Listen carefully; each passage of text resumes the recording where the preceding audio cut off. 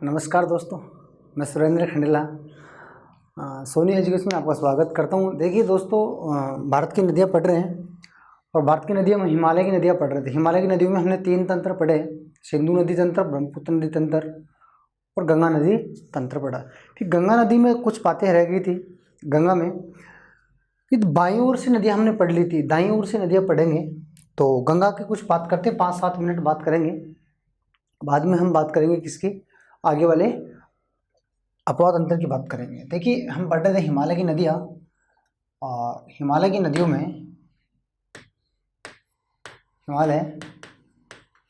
हिमालय की नदियाँ और हिमालय गंगा नदी, ठीक है, गंगा नदी पढ़ रहे थे। ठीक है, गंगा नदी पढ़ रहे थे। ठीक है, तो गंगा नदी में अब देखिए, आपको ध्यान क्या रखना है। गंगा नदी में सहायक नदियों की अगर मैं बात करूं,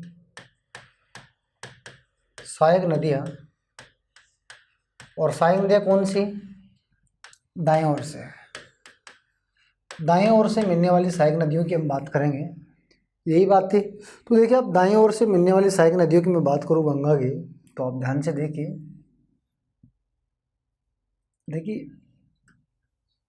ये गंगा नदी थी, ये गंगा नदी थी। ठीक है, ये थी, और इसमें पिछली क्लास में मैं देख लिया था, 2 वितरिकाओं में ये बढ़ जाती है। ठीक है, एक वितरिका उसकी खोखली है और एक कौन सी है, पद्मा, जो मैंने बता दिया। ठीक है, इनकी बात हमने कर ली है, और ये 2 ही वितरिकाओं से निकलती है, ये भी मैंने बात कर ली। अलकनंदा और ये भागीरथी। ठीक, ये तो बात हमने कर ली थी। फिर बाईं ओर से नदियाँ पढ़ ली थी, हम दाईं ओर से नदियाँ देखते हैं। ये देखिए, आप दाईं ओर से नदियाँ देखेंगे तो दाईं ओर से एक नदी की हमने बात की थी, कौन सी, यमुना नदी की बात की थी। ये यमुना नदी है,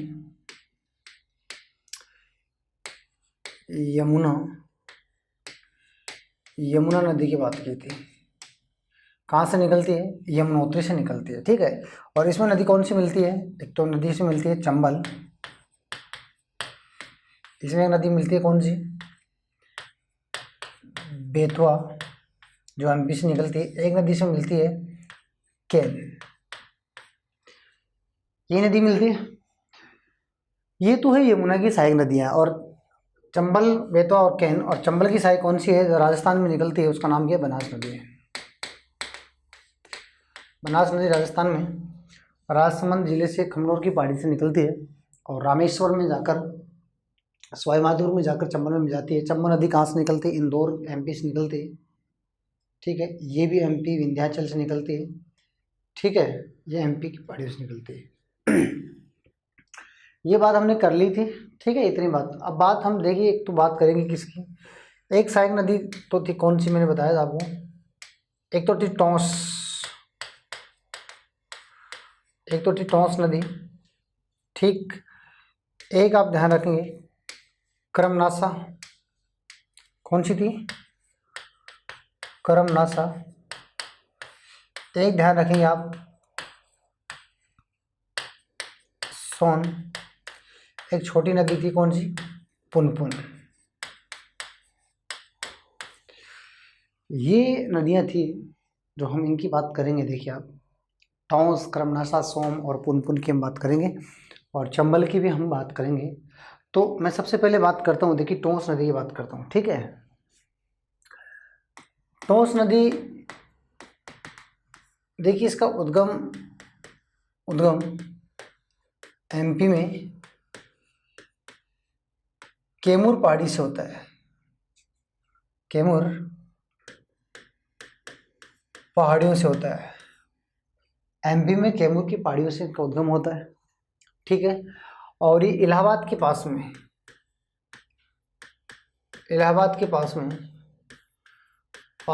किसमें जाती है, गंगा में मिल जाती है, गंगा नदी में मिल जाती है। बात समझ गए। टोंस नदी कैमूर की पहाड़ियों से निकलती है, इलाहाबाद एमपी से निकलती है और इलाहाबाद में गंगा नदी के पास में मिल जाते हैं टोंस नदी। इतना आप ध्यान रखिए, ज़्यादा कुछ भी नहीं है। और इसके बाद में एक आप ध्यान रखेंगे, कर्मनाशा की मैं बात करूँ, कर्मनाशा नदी की मैं बात करूँ तो देखिए आप बिहार में कैमूर जिले से निकलती है, कैमूर जिले से निकलती है, ठीक है। वो एमपी से निकलती है और ये कैमूर जिला बिहार से निकलती है और ये बिहार और यूपी में बहती है, बिहार में और थोड़ा इसका भाग यूपी में बहती है, बिहार और यूपी में बहती है और फिर कहाँ चली जाती है, ये गंगा की सहायक है, गंगा नदी में मिल जाती है। ज़्यादा कुछ भी नहीं, छोटा आप ध्यान रखिए कर्मनाशा। इसके बाद में थोड़ी सी और बात करें कर्मनाशा के अलावा तो आप सोन नदी के बारे में ध्यान रखेंगे। सोन नदी कहाँ से निकलती है तो आप बताएंगे अमरकंटक, अमरकंटक की पहाड़ियाँ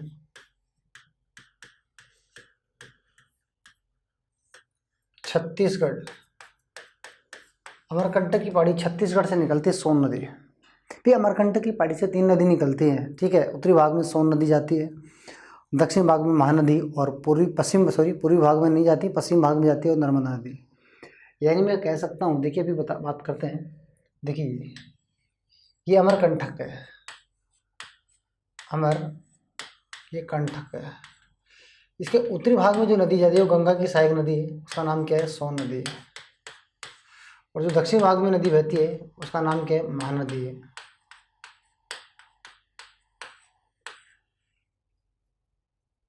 ठीक है, महानदी है जो दक्षिण भाग में जाती है, ठीक है। और पश्चिम भाग में एक नदी जाती है, उस नदी का नाम क्या है तो आप ध्यान रखेंगे, उस नदी का नाम क्या है, उस नदी का नाम नर्मदा है, उस नदी का नाम क्या है, नर्मदा नदी है। तो इस प्रकार से 3 नदियाँ निकलती हैं अमरकंटक से, छत्तीसगढ़ से, मैकाल श्रेणी से, ठीक है। मैकाल श्रेणी में आती है अमरकंटक श्रेणी, ठीक है। अमरकंटक चोटी है छत्तीसगढ़ में, ठीक है। तो अमरकंटक की पहाड़ियाँ यानी चोटी से यहाँ से निकलती है और छत्तीसगढ़ से निकलती है और ये किसकी सहायक है, गंगा की सहायक नदी है। जो सोने के इस देखिए सोने के कण पाए जाते हैं,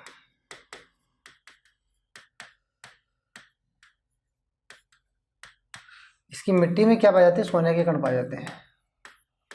मिट्टी में क्या पाए जाते हैं, सोने के कण पाए जाते हैं, जिसे हम क्या कहते हैं, उसे और सोने के कण जो मिट्टी में पाए जाते हैं उसे हम प्लेसर कहते हैं। क्या कहते हैं, प्लेसर के नाम से जाना जाता है, प्लेसर। सोने के में इसके भाव क्षेत्र में तो मिट्टी में सोने के कण पाए जाते हैं, उसे प्लेसर के नाम से जानते हैं, ठीक है। और ये अमरकंटक से निकलती है और फिर ये कहाँ जाती है, गंगा की सहायक नदी है तो बिहार में जाके गंगा मिल जाती है, गंगा में बिहार में मिल जाती है, गंगा नदी में मिल जाती कहाँ, बिहार में, ठीक है। गंगा नदी में जाके मिल जाती है बिहार में। हाँ, इतना ध्यान रखेंगे, इसमें एक बात आप ध्यान क्या रखेंगे, देखिए आप इस सोन नदी में एक बात ध्यान रखेंगे, इसकी सहायक नदी है एक, ठीक है, इसकी सहायक नदी है,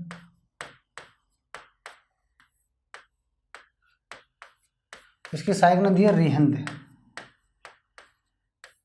रिहंद नदी।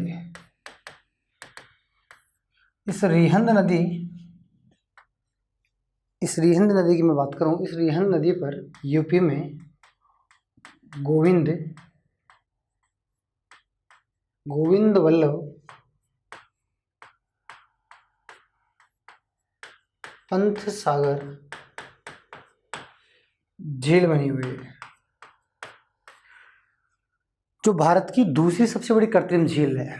गोविंद सागर झील वो कहाँ, भाखड़ा नागर के अतिरिक्त जलाशय से बनी हुई है, ठीक है। वो भारत की सबसे बड़ी कृत्रिम झील है। ये गोविंद वल्लभ पंत सागर झील है। रिहंद नदी किसकी सहायक नदी है, तो रिहंद परियोजना यूपी में स्थित है, ठीक है। किस नदी पर, रिहंद नदी पर है, ठीक है। और गोविंद वल्लभ पंत सागर झील से बनी हुई है, जो भारत की दूसरी सबसे बड़ी कृत्रिम झील के रूप में जानी जाती है। तो सोन नदी ध्यान रखिएगा, सोन की सहायक नदी ध्यान रखिएगा, कौन सी है, रिहंद है, ठीक है। तो इतनी बात ध्यान रखेंगे, सोन नदी। और मैं इसके बाद में अगर बात करूँ, देखिए आप सोन नदी के बाद में हम थोड़ी सी बात करें पुनपुन नदी की। पुनपुन नदी की मैं बात करूं तो पुनपुन नदी कहाँ से निकलती है, तो आप ध्यान रखेंगे झारखंड में छोटे नागपुर पठार से निकलती है और बिहार में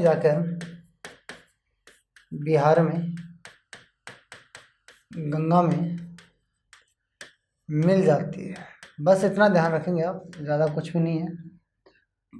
बस आपको ये ध्यान रखना कि कौन सी नदी गंगा की सहायक है कौन सी नहीं है, नॉर्मल कॉन्सेप्ट, ठीक है। पुनपुन ध्यान रखेंगे। सोन नदी के बारे में मैंने बता दिया, सोन नदी ध्यान रखेंगे, ठीक है। सोन नदी कहाँ से निकलती है, क्रमनासा नदी ध्यान रखेंगे कहाँ से निकलती है, टोंस नदी ध्यान रखेंगे, ठीक है। बात समझ पा रहे। इसके अलावा अगर मैं बात करूँ और क्रमनासा हो गई, सोन हो गई, पुनपुन हो गई, ठीक है। अगर मैं पुनपुन के बाद में और बात करूँ तो आप ध्यान रखेंगे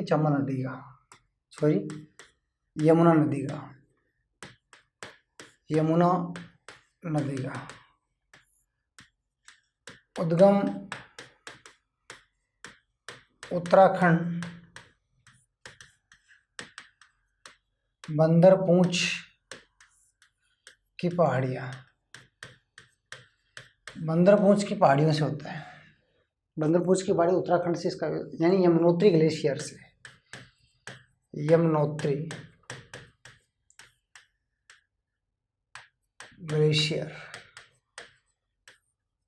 ग्लेशियर से इसका उद्गम होता है। यमुनोत्री से, बंदरपूंछ की पहाड़ी से होता है, ठीक है। ये ध्यान रखेंगे। यानी गंगा की सबसे लंबी सहायक नदी है, गंगा की सबसे लंबी सहायक नदी, गंगा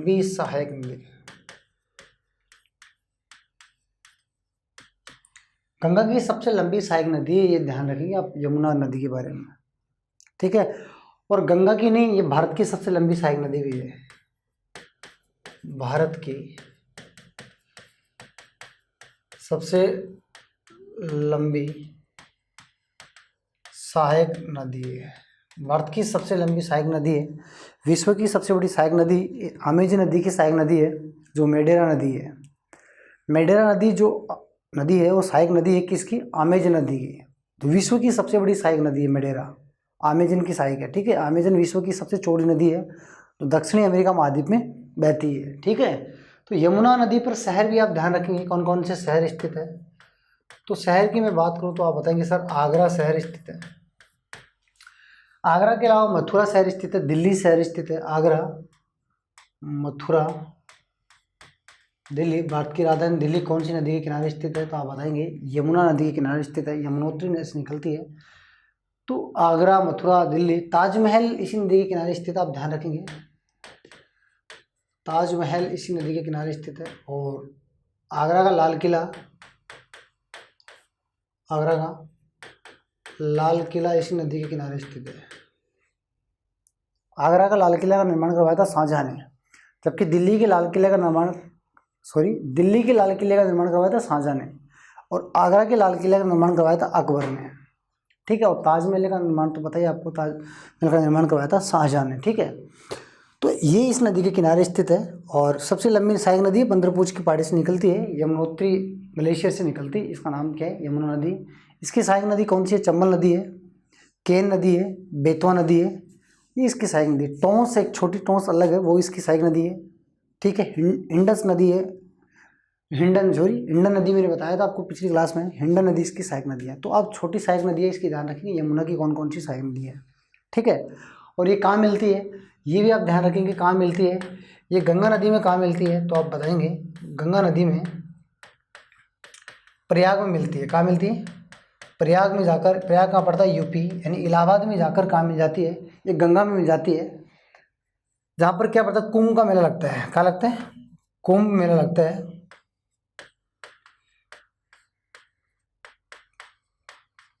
कुंभ मेला लगता है, ठीक है। महाकुंभ की मैं बात कर रहा हूँ, कुंभ का मेला लगता है प्रयाग में। इसका पहले नाम क्या था, इलाहाबाद था, ठीक है। ये ध्यान रखेंगे, गंगा नदी में मिल जाती है। तो गंगा, यमुना और सरस्वती नदी का त्रिवेणी संगम होता है। सरस्वती एक विलुप्त नदी होगी वर्तमान में, लेकिन गंगा और भारत का सबसे बड़ा पवित्र संगम यही होता है, गंगा, यमुना और गंगा यमुना, और जो मैं एक बता दूं सरस्वती। कौन सा संगम होता है फिर? गंगा यमुना और सरस्वती, इन नदियों का यहाँ क्या होता है? त्रिवेणी संगम होता है। ठीक है, ये ध्यान रखेंगे आप। ठीक है, इतनी बात यमुना नदी में ध्यान रखनी, कौन सी सहायक नदी, कौन सी सबसे बड़ी सहायक नदी है ये। ठीक है, और कुंभ के मेले की मैंने बात की, कुंभ के मेले आप ध्यान रखेंगे। कुंभ का मेला तो आप एक ध्यान रखेंगे, भारत में 4 जगह बढ़ता है, आपको पता है भारत में कितनी जगह बढ़ता है? 4 जगह। ये कुंभ के मेले की मैं बात करूँ, कुंभ का मेला भारत में कहाँ कहाँ बढ़ता है, तो आप बताएंगे सर हरिद्वार, हरिद्वार, नासिक, नासिक, उज्जैन।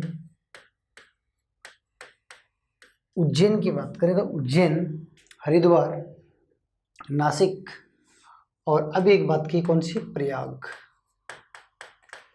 प्रयाग, देखिए ये हरिद्वार कहाँ पड़ता है? उत्तराखंड में पड़ता है। कहाँ पड़ता है? उत्तराखंड में। नासिक पड़ता है महाराष्ट्र में। कहाँ पड़ता है? महाराष्ट्र में। उज्जैन कहाँ पड़ता है? एमपी में। और प्रयाग कहाँ पड़ता है? ये प्रयाग तो आप बताएंगे सर यूपी में पड़ता है। यही बात है कि यहाँ कुंभ का मेले लगते हैं। ये कौन सी नदी के किनारे स्थित है? आप बताएंगे सर ये गंगा नदी के किनारे स्थित है, ये बात हमने की थी। ये नासिक कौन सी नदी पर है? तो आप बताएंगे सर गोदावरी नदी, गोदावरी नदी के किनारे स्थित है। उज्जैन की बात करें तो ये शिप्रा नदी के किनारे स्थित है। शिप्रा, जो चंबल नदी की सहायक नदी है, शिप्रा। ठीक है, चंबल की सहायक नदी है शिप्रा, शिप्रा नदी के। ठीक है, उज्जैन। और प्रयाग की अगर मैं बात करूं, या प्रयाग यानी यूपी वाला, अभी बात करते हो किस नदी के किनारे स्थित है? गंगा नदी के किनारे स्थित है। तो इनमें दो तो गंगा नदी के किनारे स्थित है, एक गोदावरी नदी के किनारे स्थित है और एक शिप्रा नदी के। तो ये 4 जगह कुंभ का मेला लगता है। ठीक है, प्रति 4 साल से नंबर आता है, तो प्रति 3 साल बाद में चौथी साल में आ जाता है, तो 12 साल से कुंभ का मेला नंबर आता है। ठीक है, प्रति 12 साल से यहाँ नंबर आता है। ठीक है, ये बात आप ध्यान रखेंगे। यहाँ 3 साल बाद में आगे, फिर 3 साल, फिर 3 साल, फिर वापस 3, मतलब 12 साल से नंबर आता है एक जगह। ये बात आप ध्यान रखेंगे। तो ये सहायक नदियाँ थी, बात समझ पा रहे हैं? ये सहायक नदियाँ आप ध्यान रखेंगे। अब मैं बात करता हूँ किसकी? अब हम बात करेंगे अगले वाले पॉइंट की ओर चलते हैं। अब हम बात करेंगे प्रायद्वीप भारत की नदियाँ पढ़ेंगे। ये नदियाँ थी गंगा नदी और गंगा की सहायक नदियाँ थी। ठीक है, तो अब मैं बात करता हूँ प्रायद्वीप भारत की नदियाँ। तो आप ध्यान से देखिए, प्रायद्वीप भारत की नदियों में चलें।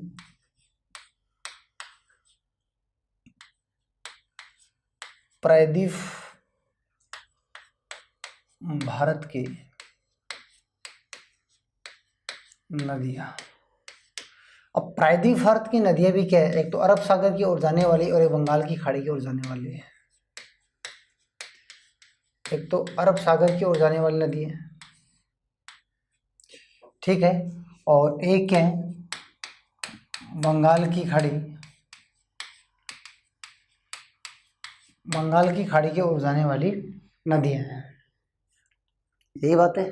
दूसरा, अरब सागर की ओर जाने वाली नदी कौन सी है? देखिए आप, अरब सागर की ओर जाने वाली नदी की मैं बात करूँ तो आप ध्यान से देखिए, अरब सागर की ओर जाने वाली नदी कौन कौन सी है?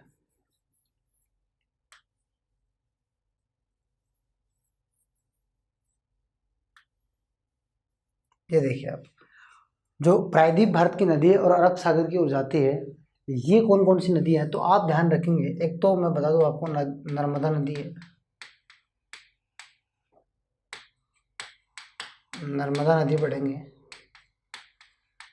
ठीक है, एक नदी आती है ताप्ती। ठीक है, एक नदी है शरावती।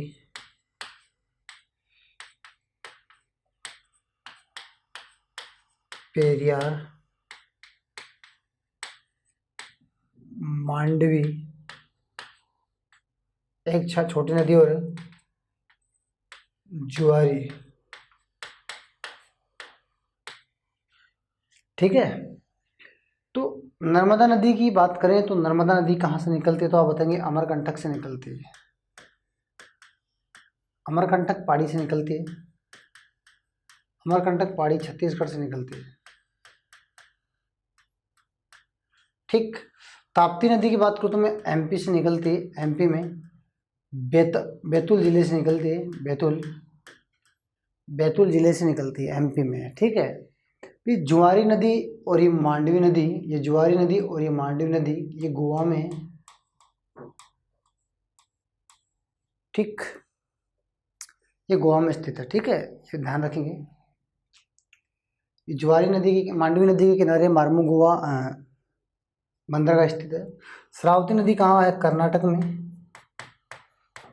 कर्नाटक से निकलती है। और पेरियार नदी कहाँ से निकलती है? केरल से। और केरल में कहाँ से निकलती है? अन्नामलाई, अन्नामलाई पहाड़ी से निकलती है। बात समझ पा रहे हैं? ये ध्यान रखेंगे आप, पेरियार, ये सब नदियाँ किसकी हैं? तो आप बताएंगे सर ये अरब सागर की ओर जाने वाली नदियाँ हैं, अमरकंटक से निकलती है, छत्तीसगढ़ से, बैतूल जिले से, गोवा से, कर्नाटक से और केरल से। ये सब अरब सागर की ओर प्रायद्वीप भारत की नदियाँ जो अरब सागर की ओर जाती है। इनमें अरब सागर की ओर जाने वाली प्रायद्वीप भारत की सबसे लंबी नदी कौन सी है? तो नर्मदा है, सबसे लंबी नदी अरब सागर की। वह नदी कौन सी है जो अरब सागर में गिरती है, प्रायद्वीप भारत की, और सबसे लंबी नदी है ये, और ये अरब सागर है। अब आप एक बात ध्यान रखेंगे, अरब सागर में गिरने वाली सभी नदियाँ क्या बनाती है? एस्चुरी बनाती है। तो ये नदियाँ क्या बनाती हैं? एस्चुरी बनाती है। क्या बनाती है? एस्चुरी बनाती है। यानी आप कह सकते हैं सर ये नदमुख बनाती है। और सबसे बड़ा नदमुख कौन बनाती है? तो नर्मदा नदी बनाती है, 27 किलोमीटर का बनाती है, ठीक है, ये ध्यान रखेंगे आप। यानी इनको डेल्टा बनाने का मौका ही नहीं मिलता, ये डायरेक्ट गिरती है, अपना कंकड़ पत्थर साथ ले जाके डायरेक्ट गिरती है और यह कंकड़ पत्थर का जमाव कर देती है, ठीक है। तो ये सभी नदियाँ क्या बनाती है? एस्चुरी का निर्माण करती हैं, जो अरब सागर, प्रायद्वीप भारत की नदियाँ अरब सागर की हो जाती है। तो ये ध्यान रखेंगे आप, ठीक है, पेरियार, श्रावती, ज्वारी, मांडवी, ताप्ती और नर्मदा, ठीक है। ये बात आप ध्यान रखेंगे जो प्रायद्वीप भारत की नदियाँ कौन कौन सी हैं और ये जाती है। अब मैं बात करता हूँ बंगाल की खाड़ी की ओर जाने वाली नदियाँ। देखिए आप, प्रायद्वीप भारत की नदियाँ जो बंगाल की खाड़ी की ओर जाती है, ठीक, बंगाल की खाड़ी की ओर जाने वाली नदियाँ, ठीक, बंगाल की खाड़ी की ओर जाने वाली नदी जो प्रायद्वीप भारत की नदी है, वहाँ से क्रम पूछते हैं, ठीक है, कि उत्तर से दक्षिण क्रम बताइए, दक्षिण से उत्तर क्रम बताइए, ठीक है, कौन कौन सी नदियाँ बहती हैं। तो इसलिए मैं पहले कॉन्सेप्ट क्लियर करूँगा, फिर एक एक को पढ़ेंगे, ठीक है। देखिए आपको ध्यान क्या रखना, देखिए आप कैसे क्रम याद कर लें, ठीक है, क्रम ध्यान रखेंगे। ये देखिए आप क्रम कैसे ध्यान रखेंगे, ये देखिए आपको एक बात ध्यान रखनी है, जो प्रायद्वीप भारत की नदियाँ जो बंगाल की खाड़ी की ओर जाती हैं, उनमें आप क्या क्या ध्यान रखेंगे। देखिए आप, एक तो आप ध्यान क्या रखेंगे, दामोदर नदी का ध्यान रखेंगे। दामोदर के बाद में आप ध्यान रखेंगे क्या? श्रवण रेखा, ठीक है,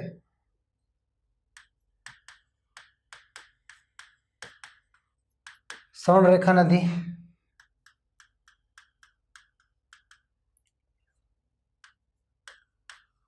वैतरणी नदी,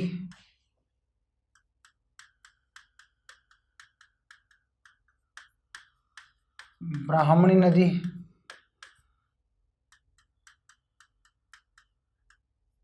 महानदी और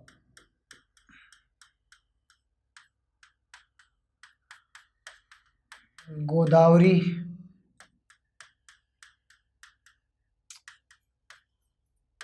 कृष्णा,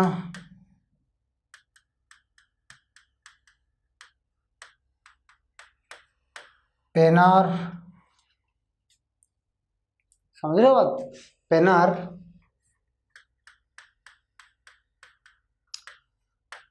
कावेरी,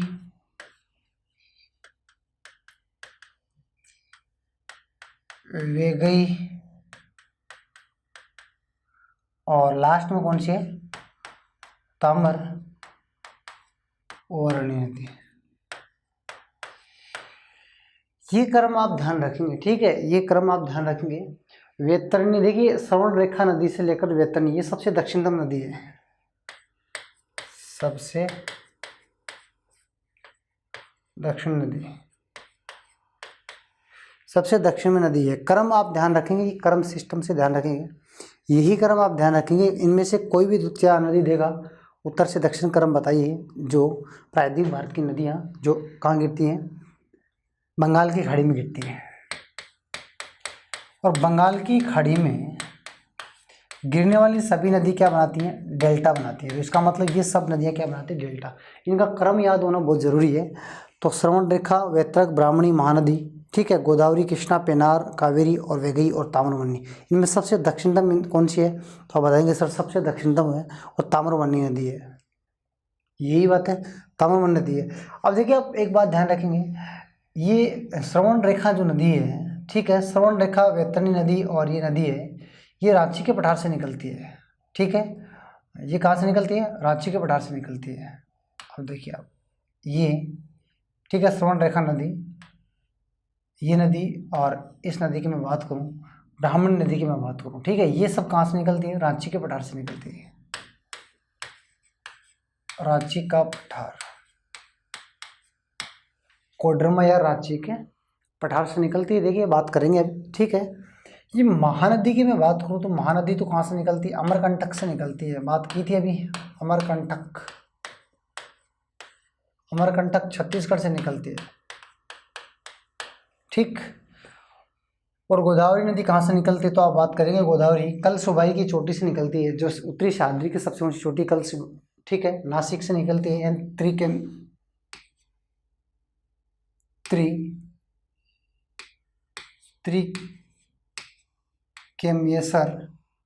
त्रिकेमेश्वर से निकलती है।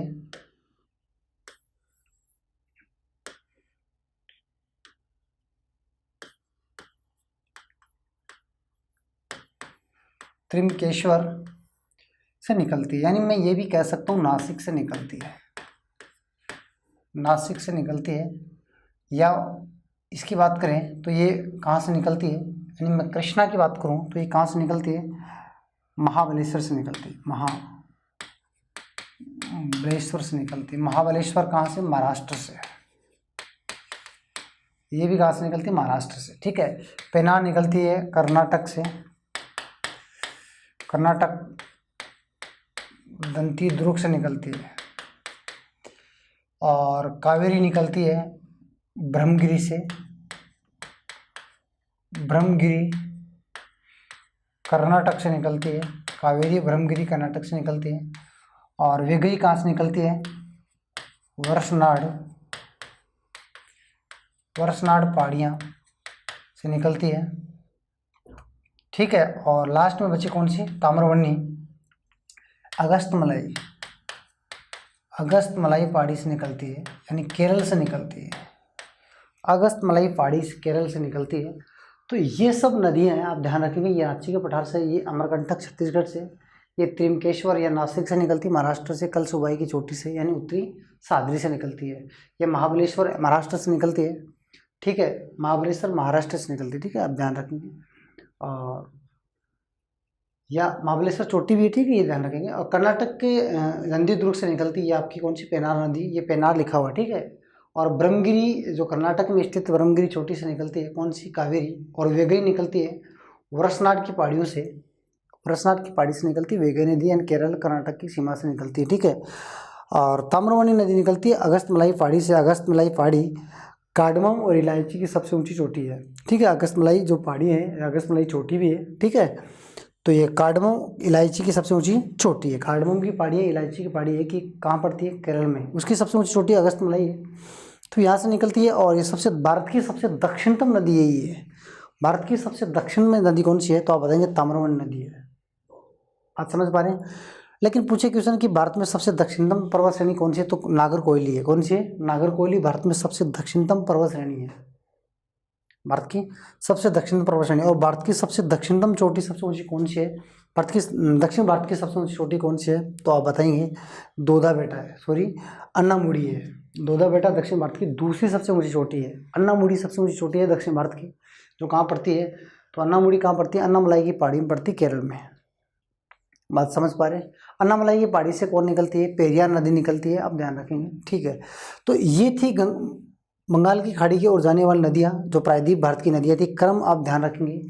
इससे पहले हमने देखा था अरब सागर की ओर जाने वाली नदियाँ, देखिए आप, ये कौन सी थी, अरब सागर की नदियाँ थी, ये अरब सागर की और नदियाँ जो प्रायद्वीप भारत की नदियाँ हैं, ठीक है। अभी को एक एक को पढ़ेंगे तो प्रायद्वीप भारत की अरब सागर की ओर जाने वाली, और ये नदियाँ कौन सी है, बंगाल की खाड़ी की ओर जाने वाली नदी है, ठीक है। अब मैं एक एक को पढ़ेंगे। तो देखिए हम स्टार्ट करते हैं। ये देखिए आप, अब देखिए आप एक बात ध्यान रखेंगे, जब हमने पढ़ा था हुगली नदी, वहाँ पर मैंने दामोदर नदी की बात की, तो हम दामोदर नदी से स्टार्ट करते हैं, क्रम से। तो देखिए सबसे पहले हम बात करें नंबर 1 दामोदर, दामोदर नदी है। ये देखिए आप दामोदर नदी के बारे में क्या ध्यान रखना है। देखिए एक बात बताएं आपको, दामोदर नदी की मैं बात बताता हूँ। ये देखिए आप, ये देखिए आप,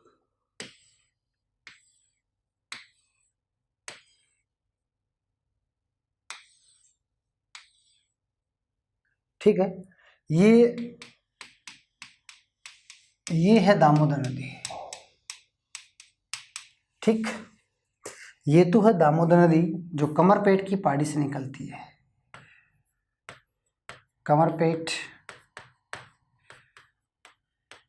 कमरपेट की पहाड़ियों से निकलती है दामोदर नदी है, ठीक है। और कमरपेट की पहाड़ी कहाँ स्थित है, तो आप बताएंगे सर झारखंड में स्थित है, झारखंड में, ठीक है। और कहाँ से निकलती है, छोटे नागपुर के पठार से, यानी मैं कह सकता हूँ छोटा नागपुर पठार की बात हो रही है। कमरपेट की पहाड़ी जो है वो छोटे नागपुर के पठार में स्थित है। तो अब देखिए एक बात ध्यान रखेंगे, इसमें एक नदी मिलती है बोकारो, बोकारो नदी, इसमें एक बोकारो नदी मिलती है, सहायक नदी, एक सहायक नदी इसमें मिलती है बोकारो नदी, ठीक है। ये बोकारो नदी के बाद में एक बात करें,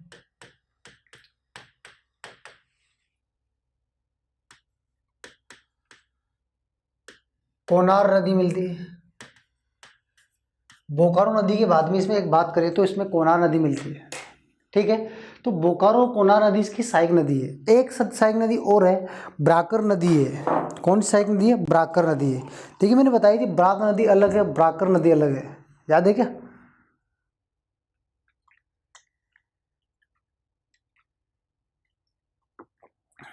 तो कौन सी नदी की बात कर रहे हैं हम, देखिए आप ब्राकर नदी की बात कर रहे हैं, ब्राकर नदी की बात कर रहे हैं। ब्राक अलग है, ब्राकर नदी अलग है, ठीक है। और यहां पर एक पहाड़ियां है, पंचेत पहाड़ियां, पंचेत पहाड़ियां, ठीक। अब ध्यान से देखिए आप, ये बातें आप ध्यान से देखेंगे। यहां पर स्थित है बोकारो, बोकारो इस्पात संयंत्र। अब देखिए आप ध्यान से देखिए आप, इस पर कौन कौन से बांध, देखिए इस पर एक जो बांध है उस बांध का नाम है बोकारो, बोकारो बांध। इस पर बोकारो बांध है, इस पर कोनार बांध है, कोनार बांध है, इस पर कौन सा बांध है, कोनार बांध है, इस पर बोकारो बांध है, और इस पर बांध है बाल बांध, मथेन बांध, बाल बांध और मथेन बांध, ठीक है। और ये बांध होगी दो, ठीक है। इस पर अयंकर बांध भी है, देखिए आप यहाँ पर एक बांध है, उसका नाम क्या है, अयंकर बांध, अयंक, अयंग बांध, ठीक है। और इस पर एक, इन पहाड़ियों पर, इसके पास में इस पहाड़ियों पर एक बांध और है, पंचेत पहाड़ी पर, पंचेत बांध। और इस पंचेत बांध का पानी इससे मिलाया गया है, ठीक है, इससे जुड़ा हुआ है, ठीक है। पंचेत बांध है और यहाँ पर है दुर्गापुर बैराज, दुर्गापुर बैराज ये भी बांध है। और यहाँ पर है दुर्गापुर इस्पात संयंत्र। तो देखिए आप, दुर्गापुर इस्पात संयंत्र, बोकारो इस्पात संयंत्र दोनों इस नदी पर स्थित है, ठीक है। और अब हम पढ़ रहे हैं कौन सी नदी। देखिए नदी कौन सी है, दामोदर है। ये कौन सी नदी है, दामोदर नदी है। ये ध्यान रखेंगे आप, कौन सी नदी की बात हो रही है, दामोदर, ठीक। तो दामोदर नदी में देखिए आप, मैं क्या बता रहा हूँ, दामोदर नदी कहाँ से निकलती है, छोटे नागपुर के पठार में, झारखंड के कमरपेट की पहाड़ी से निकलती है। और इस नदी के किनारे बोकारो इस्पात संयंत्र, ये ध्यान रखेंगे। इसके अलावा इसमें दुर्गापुर संयंत्र है, ठीक है। दो तो संयंत्र ध्यान रखेंगे। बांध ध्यान रखेंगे 5, अयंगर बांध, अयंग बांध, बोकारो बांध, कोनार बांध, मथेन बांध, बाल बांध, पंचेत बांध, ठीक है। पंचेत बांध पंचेत पहाड़ी पर, बाल बांध बराकर नदी पर, ठीक है। और मथेन बांध बराकर नदी पर, कोनार बांध कोनोर नदी पर, और बोकारो बांध बोकारो नदी पर, ठीक है। फिर ये पूरी नदी का पानी, ये पूरी नदी का पानी आ गया। दुर्गापुर बांध ये कहाँ स्थित है, पश्चिम बंगाल में, पश्चिम बंगाल में स्थित है। दुर्गापुर जो बांध है, दुर्गापुर बैराज जो बांध है, ये पश्चिम बंगाल में, बाकी ये बांध कहाँ है, झारखंड में, बाकी ये बांध झारखंड में, ठीक है। इन बांधों से पानी रोकने के कारण ही, देखिए आप, इन बांधों से पानी रोका गया है। इसी कारण वर्तमान में दामोदर नदी पश्चिम बंगाल की शोक नहीं है। पहले पश्चिम बंगाल की शोक थी नदी, लेकिन वर्तमान में पश्चिम बंगाल का शोक नहीं है, ये ध्यान रखेंगे। इसके बाद में ये नदी आगे चलती है, और आगे जाने के बाद में ये किस में मिल जाती है, ये हुगली में मिलती है। किस में मिलती है, हुगली नदी में। ये हुगली नदी की सहायक नदी है। किसकी सहायक नदी है, हुगली नदी की, हुगली नदी की सहायक नदी है। ये हुगली की सहायक नदी है। और हुगली में कहाँ मिलती है, पर्ण हार्बर में। कहाँ मिलती है, पर्ण हार्बर पश्चिम बंगाल में मिलती है। पर्ण हार्बर पश्चिम बंगाल में हुगली नदी में मिल जाती है, ठीक है। इस प्रकार से ये बनाया गया दामोदर नदी। ये स्वतंत्र भारत की पहली बहुउद्देशीय परियोजना स्थापित की गई दामोदर नदी घाटी परियोजना, ठीक है। स्वतंत्र भारत की पहली है ये सहायक नदी, ध्यान रखेंगे। इसमें एक फैक्ट और ध्यान रखेंगे दामोदर नदी में। देखिए मैं बता दूं आपको दामोदर नदी में इसके अलावा क्या ध्यान रखना है। देखिए आप क्या ध्यान रखना दामोदर नदी में, आपको दामोदर नदी में एक बात और ध्यान रखनी है। दामोदर नदी में एक तो ये ध्यान रखना है, क्या ध्यान रखना, देखिए आप, एक तो ये भ्रंश घाटी में बहती है। कहाँ बहती है, भ्रंश घाटी में बहती है।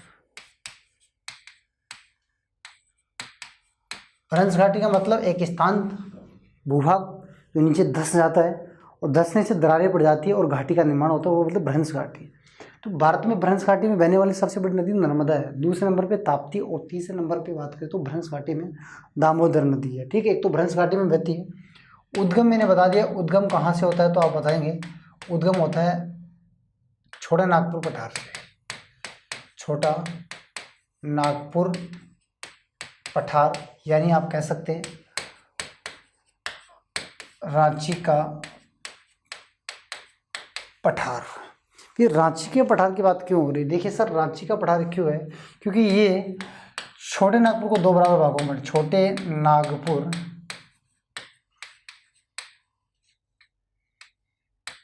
पठार को दो भागों में बांटती है, ऐसे बांटती है।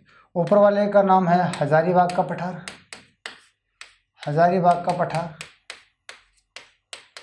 और नीचे वाला है कोडरमा, कोडरमा या रांची का पठार, कोडरमा या रांची का पठार। इस प्रकार से दो भागों में बांटती कौन सी, ये दामोदर नदी। स्वतंत्र भारत की प्रथम बहुउद्देशीय परियोजना, स्वतंत्र भारत की प्रथम बहुउद्देशीय परियोजना, ठीक है। वर्तमान में ये पश्चिम बंगाल का शोक नहीं है, पश्चिम बंगाल का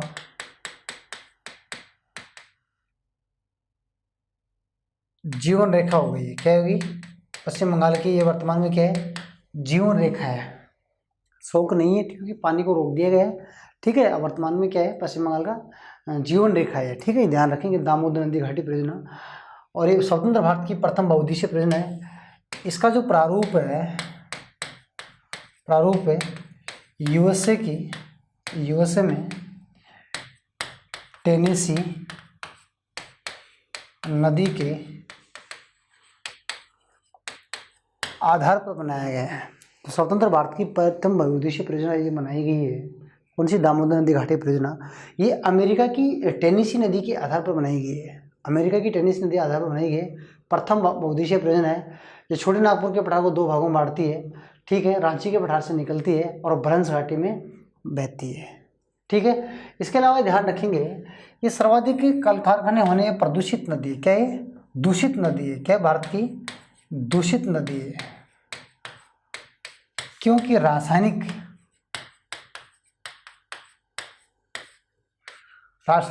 पदार्थों के कारण, यानी कल कारखानों के कारण, रासायनिक पदार्थों के कारण क्या भारत की दूषित नदी है। ठीक है, और इसी कारण इस नदी को जैविक मरुस्थल की संज्ञा दी गई है। जैविक मरुस्थल की संज्ञा दी गई है जैविक पदार्थों की।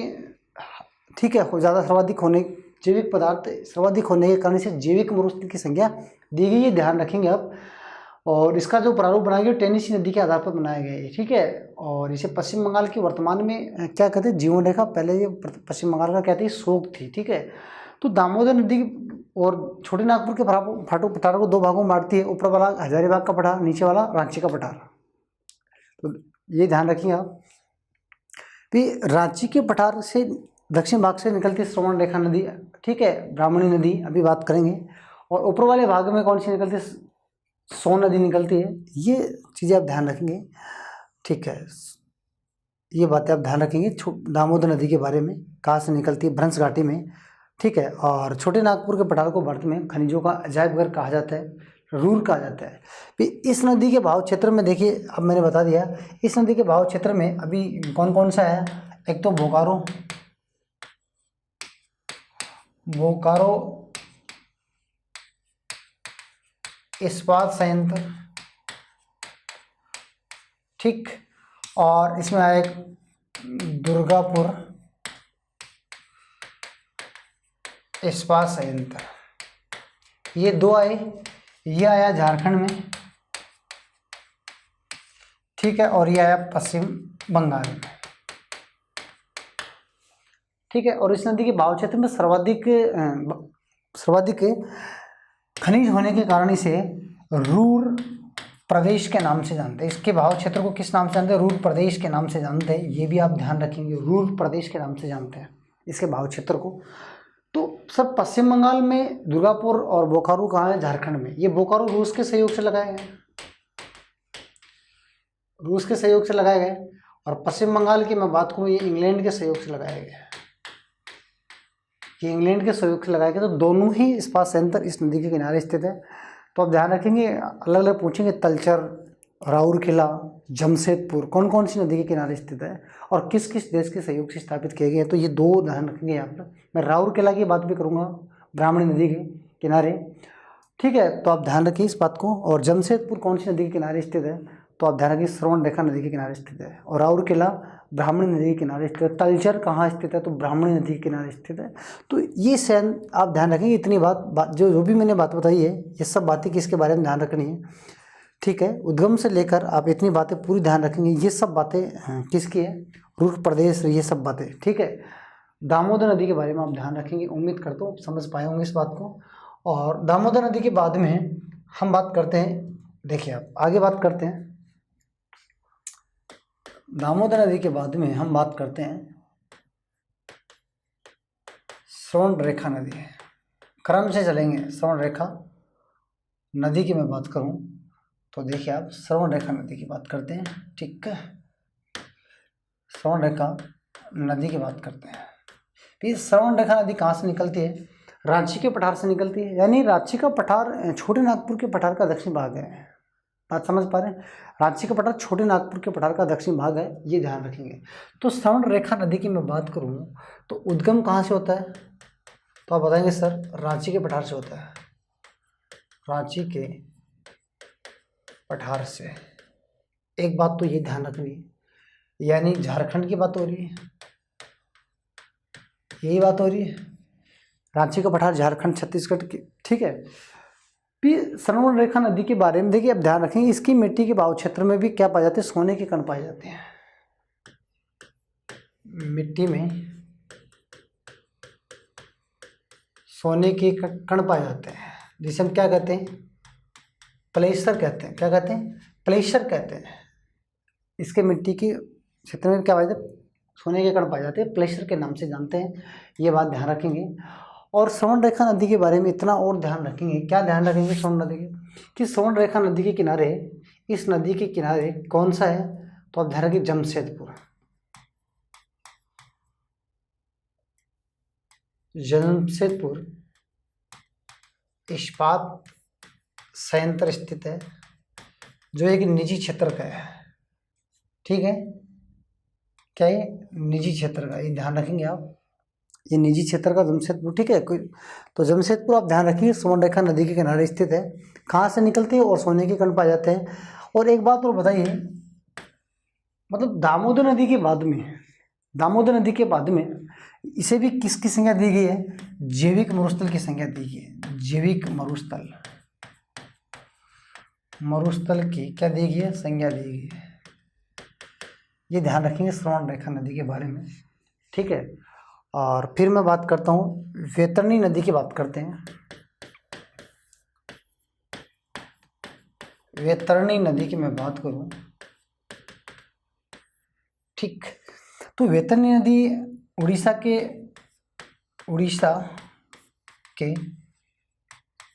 क्योंझार जिले से निकलती है, क्योंझार जिले से निकलती है, ठीक है। और बंगाल की खाड़ी में गिर जाती है, कोई खास बात नहीं है। और कहाँ गिर जाती है, बंगाल की खाड़ी में गिर जाती है, बंगाल की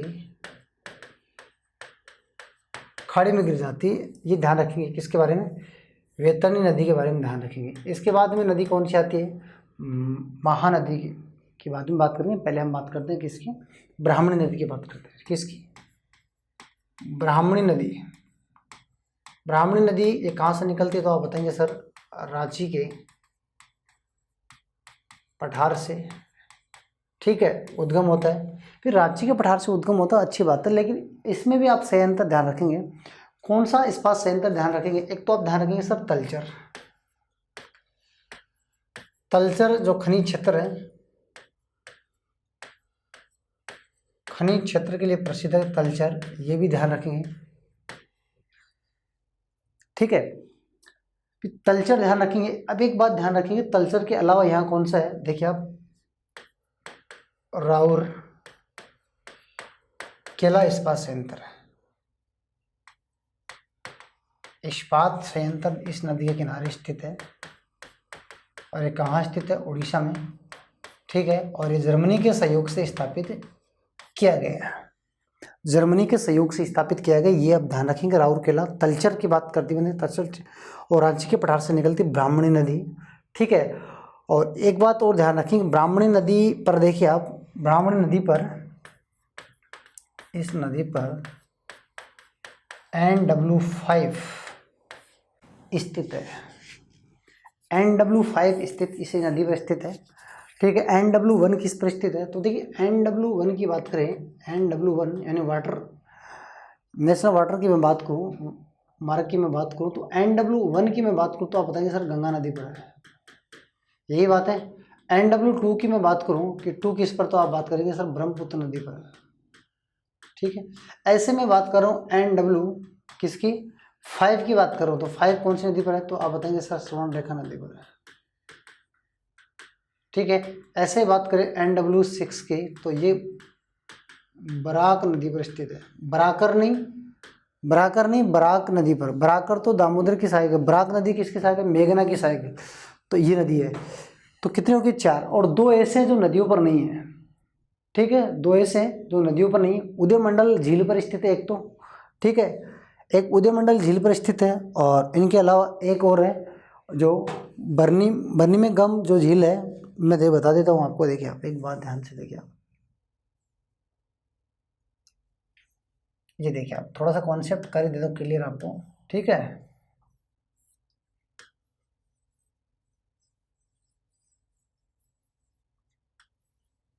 ये देखिए आप, ये देखिए आप का बर्मिंघम,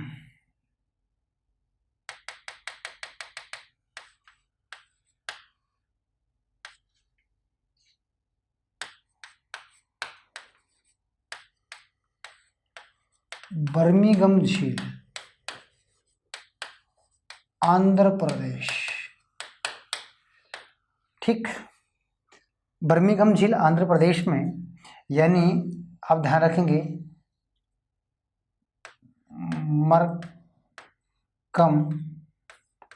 मरकमपुर से काकीनाडू, मरकमपुर स्थान से काकीनाडू के बीच में, यानी बर्मिंघम झील आंध्र प्रदेश में ये झील है यहाँ पर, ठीक है। इस झील के बीच में यहाँ पर नाव व्यवस्था की गई है, ठीक है। तो यहाँ आपका कौन सा किया गया है तो वो देख लीजिए। यहाँ पर किया गया NW4, NW4 इस नदी पर स्थित है, आप ध्यान रखेंगे, ठीक है, ये नदी पर। तो और एक है केरल में, कोलम से कोटापुरम, कोलम से कोटापुरम की ये जो बीच का स्थान है, ये बीच का स्थान है, यानी कहाँ है, केरल में है। यहाँ पर उदय मंडल झील है, और इस झील पर NW3 और NW4 ये दो झीलों पर, बर्मिंघम झील और ये कौन सी, उदय मंडल झील है, ये केरल में, और वो कहाँ है, आंध्र प्रदेश में। वो दो स्थान कौन से हैं, मरकम, ठीक है, मरकमपुर से काकीनाडू, ठीक है, और ये है केरल में कौन से स्थान से, तो कोलम से कोटापुरम के बीच में। ये दो स्थान ध्यान रखने के, केरल में उदयमंडल झील में NW3 है। तो NW3 और NW4 ये किस पर, नदियों पर नहीं, झीलों पर है। और वो जो मैंने बताया 1, 2, ठीक है, और एक बताया मैंने 6, एक बताया 5, वो किस पर, नदियों पर है। ये बात आप ध्यान रखेंगे। तो टोटल कितने, 6। सबसे छोटा कौन सा है, बराकर नदी पर है, वो सबसे छोटा है, ठीक है, जो मेघना की सहायक नदी है। NW6 सबसे छोटा है, और NW जो 1 मैंने बताया गंगा नदी पर, वो सबसे बड़ा जलमार्ग है। तो आप ध्यान रखेंगे इतनी बात समझ पा रहे हैं। तो आप समझ पाए होंगे इस बात को ब्राह्मणी नदी के बारे में, ठीक है। ब्राह्मणी नदी और वैतरणी नदी, ठीक, ये हमने पढ़ी। श्रवण रेखा नदी हमने पढ़ी, ठीक है, ये बात हमने की है 3 नदियों की। इससे पहले हमने कौन सी नदी की बात की थी, दामोदर नदी की बात की थी। उससे पहले हमने किसी बात की, दामोदर नदी की बात की थी, ठीक है। इतनी बात आप ध्यान रखेंगे। इसके बाद में कुछ बात करते हैं आगे, इसके बाद में आगे बात करते हैं, ये देखिए आप, इसके बाद में हम आगे बात करते हैं, महानदी की बात करते हैं।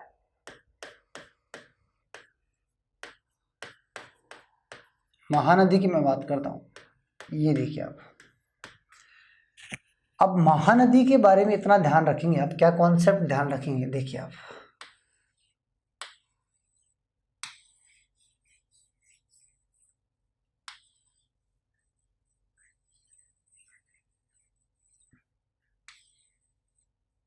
ये देखिए आप, ये छत्तीसगढ़ और ये उड़ीसा, यही बात है। ये छत्तीसगढ़ और ये है उड़ीसा,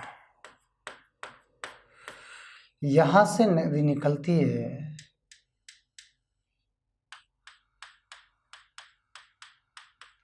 ये नदी है। इस नदी का नाम क्या है, महानदी।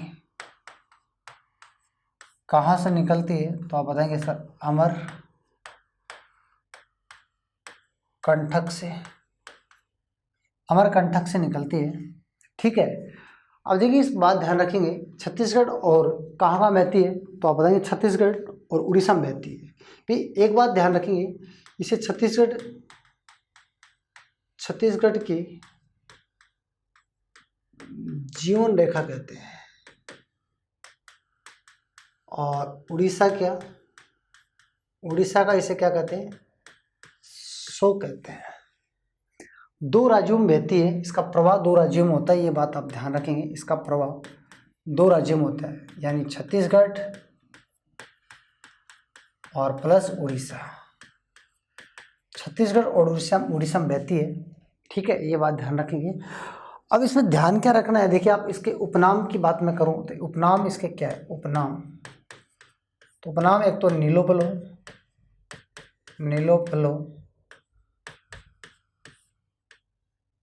एक इसका नाम है चित्रोपलो। नीलोपलो और चित्रोपलो के नाम से इसे जानते हैं, ठीक है, इसके उपनाम है नीलोपलो और चित्रोपलो। उड़ीसा का जीवन रेखा, उड़ीसा के शोक और छत्तीसगढ़ की जीवन रेखा कहते हैं, ठीक है। इस नदी पर एक बात ध्यान रखेंगे, क्या ध्यान रखेंगे, देखिए आप, इस नदी पर एक तो हीराकुंड बांध है, हीराकुंड बांध विश्व का सबसे लंबा बांध है, हीराकुंड बांध विश्व का सबसे लंबा बांध है, विश्व का लंबा बांध है, विश्व का सबसे लंबा बांध हीराकुंड बांध यहीं पर स्थित है। कहाँ स्थित है, संबलपुर जिले में स्थित है, संबलपुर जिले में स्थित है हीराकुंड बांध, ठीक है। और जगन्नाथ मंदिर देखिए आप, जगन्नाथ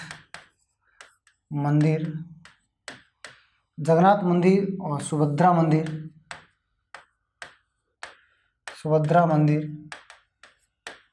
जगन्नाथ मंदिर और सुभद्रा मंदिर दोनों ही उड़ीसा में इसी नदी के किनारे स्थित है, ठीक है। हीराकुंड बांध स्थित है जो विश्व का सबसे लंबा बांध है, ठीक है।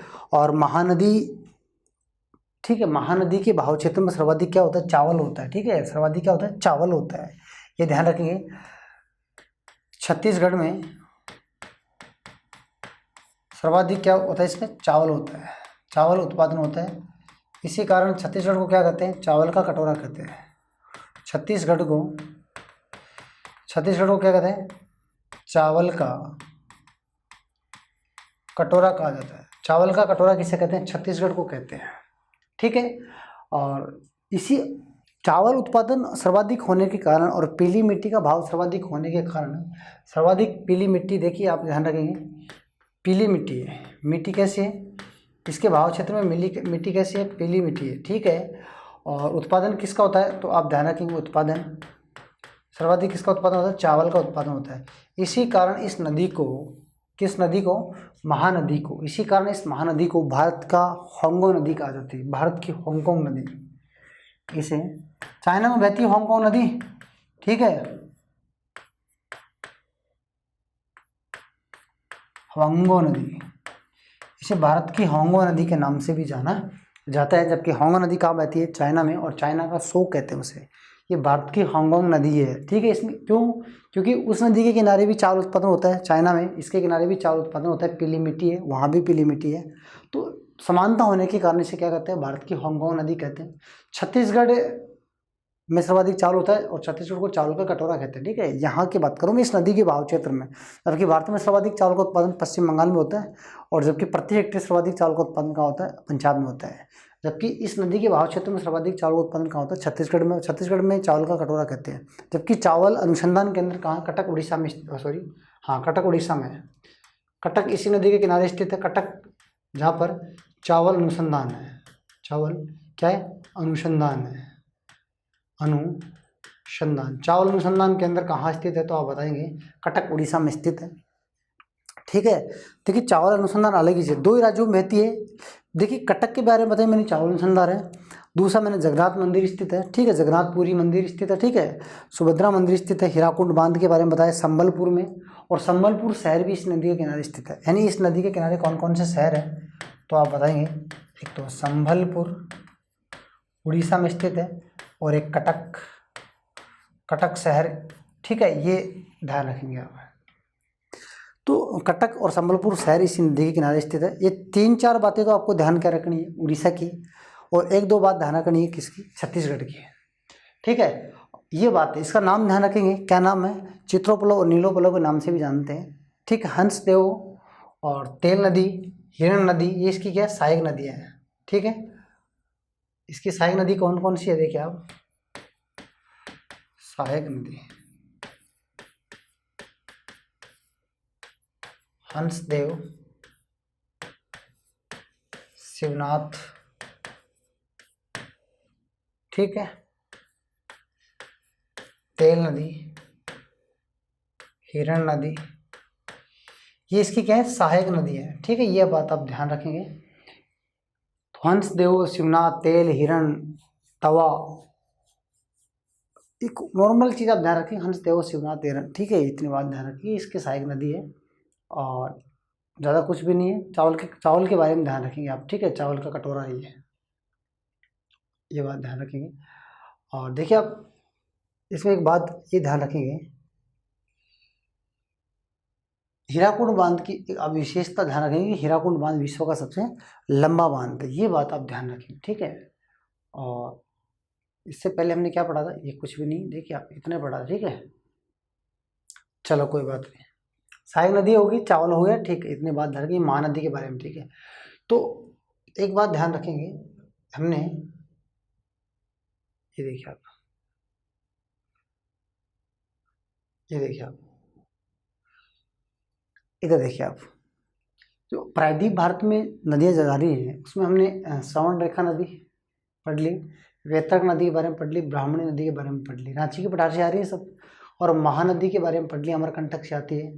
ठीक है, तो 4 नदी हमने पढ़ ली है, जो 4 नदी कहाँ जा रही है, क्रम ध्यान रखेंगे इसका। ठीक है, चारों नदी कहाँ जाती है, बंगाल की खाड़ी में।